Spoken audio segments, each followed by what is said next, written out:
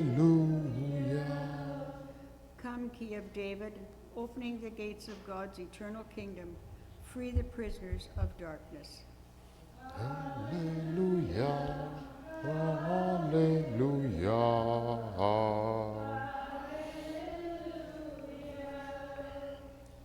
The Lord be with you.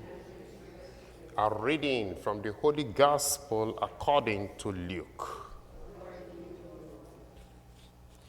In the 6th month, the angel Gabriel was sent by God to a town in Galilee called Nazareth to a virgin engaged to a man whose name was Joseph.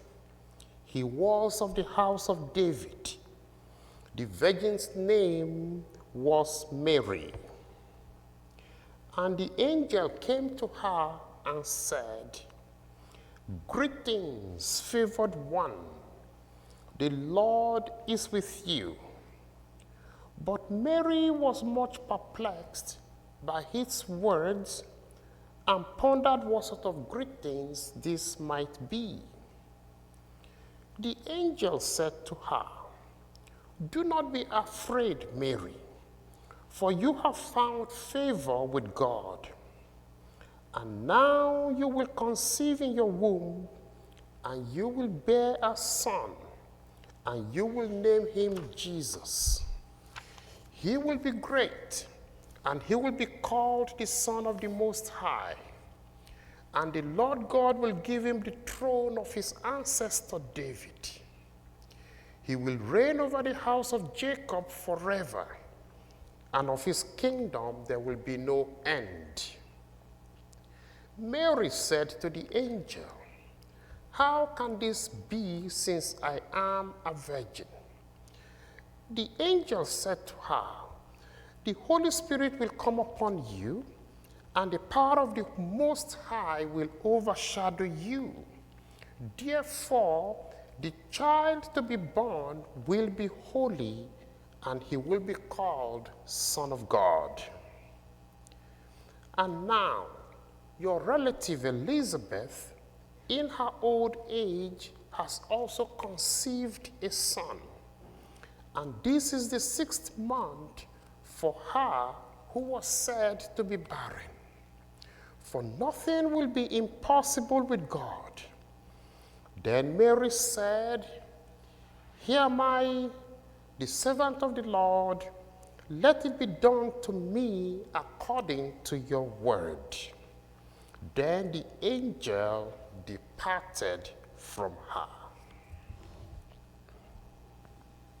The Gospel of the Lord.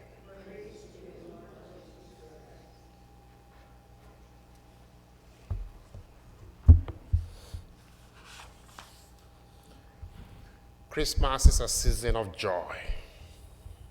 The countdown to Christmas started.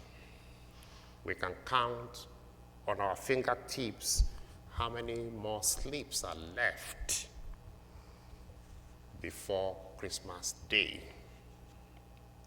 And we said that the joy of Christmas springs from the message directly from heaven to us here on earth. That is what gave rise to this joyful season. Why we are joyful? Because God sent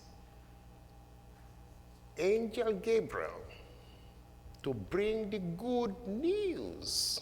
The gospel is called the good news. And that is the gospel. Jesus Christ is the good news. To bring us the good news. So the angel Gabriel came to a town in Galilee. Galilee is the province, not Judea, but Galilee, the province of Galilee. And he came to a town called Nazareth. And she was sent to this woman, a virgin engaged to Joseph.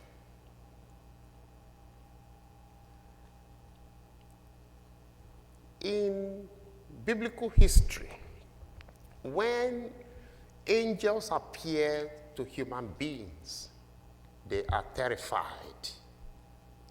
If you read Genesis chapter 18, 3 angels appeared to Abraham. He played host to 3 angels. Genesis chapter 18, verse 1 to 18. He was so terrified. He couldn't even look. Again, if you looked in Genesis, when angels appeared to Jacob, he couldn't look up. But every time an angel appears, you have to bow before the angel. You reverence the angel. But when the angel appeared to Mary, the angel reverenced Mary. You know, in Bible study, we say, why did the angel appear to Mary, and the first thing the angel said to Mary is, Hail Mary. Our text today, the angel was the first to greet. It says, greetings to you, Hail Mary. Greetings to you. Hi. It's like hail means the hi. And then the angel said to her, you are favored by God. And it says, the Lord is with you. You know, when we read the Jerusalem Bible, from where our prayers are derived, the Hail Mary prayer, the translation of the Jerusalem Bible is what we use. And the Jerusalem Bible says, you are Hail Mary, full of grace. Now, the translation we read today is the Revised Standard Version, New American Revised Standard Version Bible.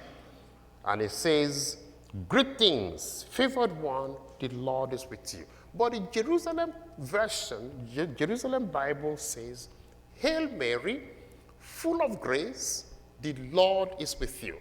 This was what the angel said to Mary.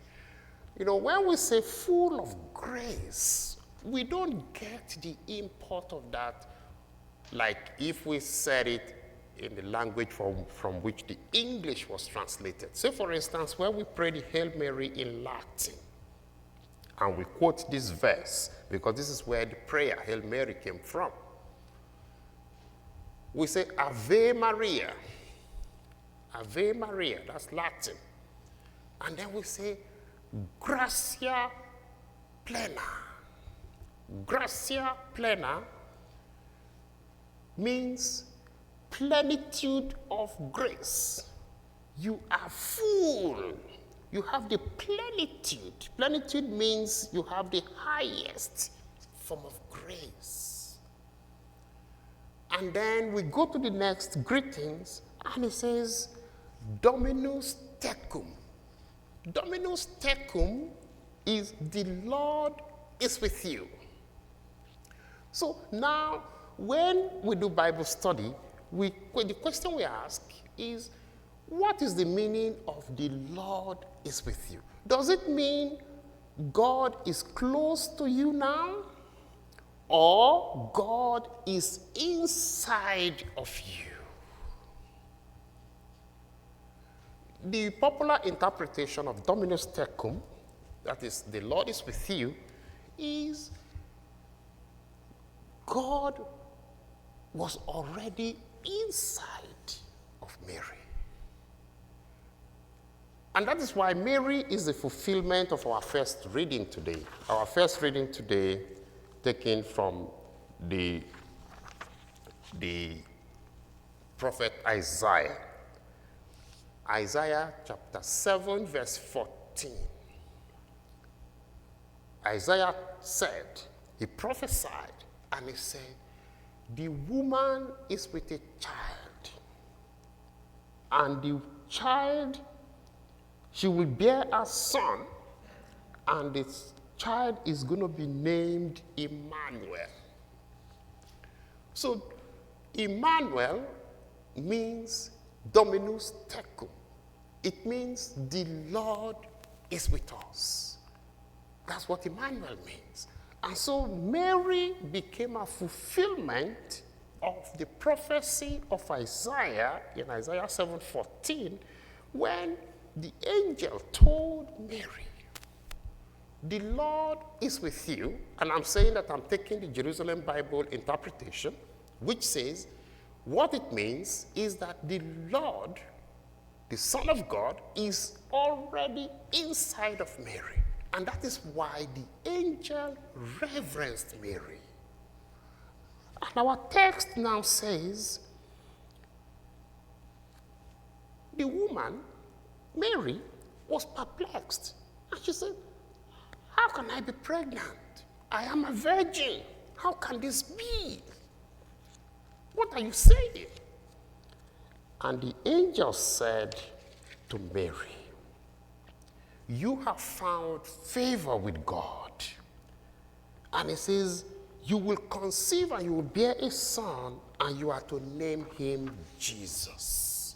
Now, this is the reason for the season of Christmas. This is the reason for our faith. This is the origin.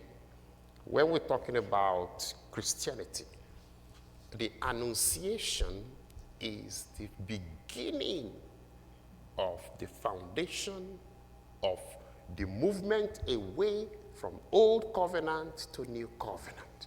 Now listen to what the angel now says to the woman. And he says, this person, this child that is going to be born, is going to be great, and he will be called the Son of God. Son of the Most High God.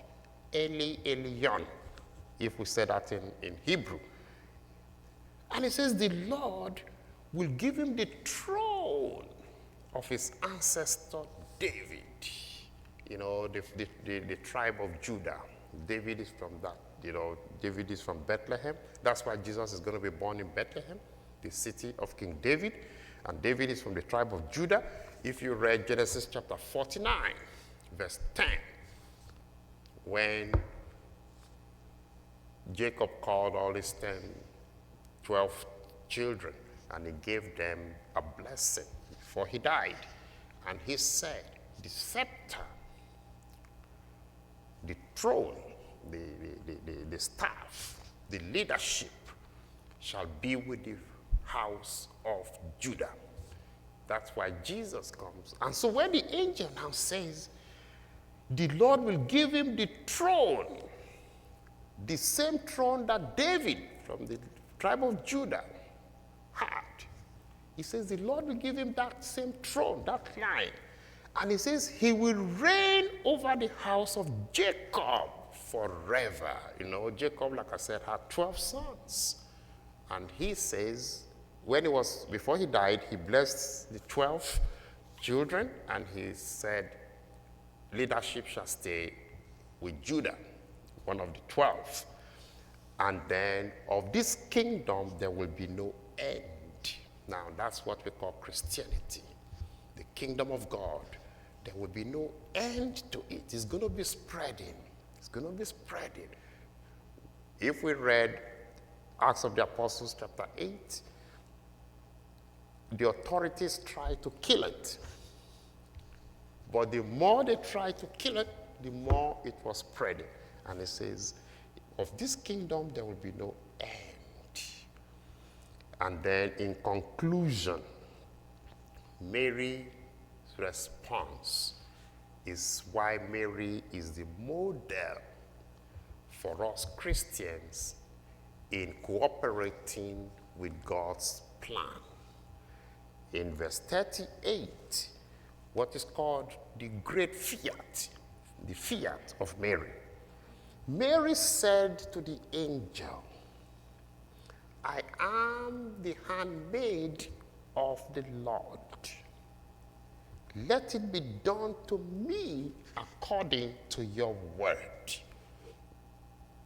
What this simply means is I am at the service of God.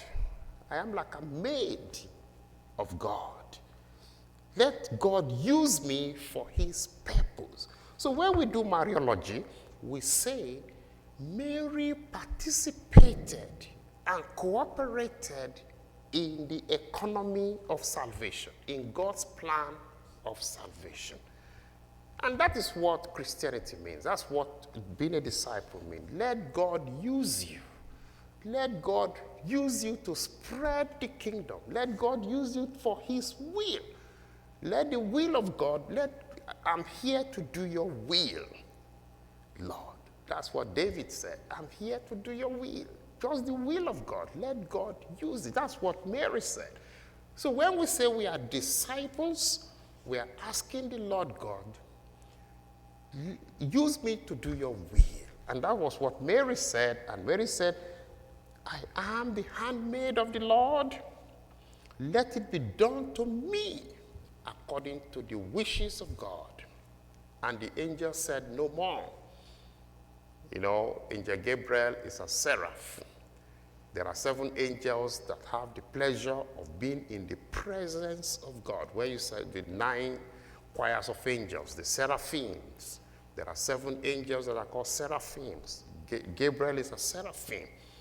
And it says, and the angel departed, went back to deliver the message back to God that the lady accepted. Now, that acceptance is what we celebrate as Christmas.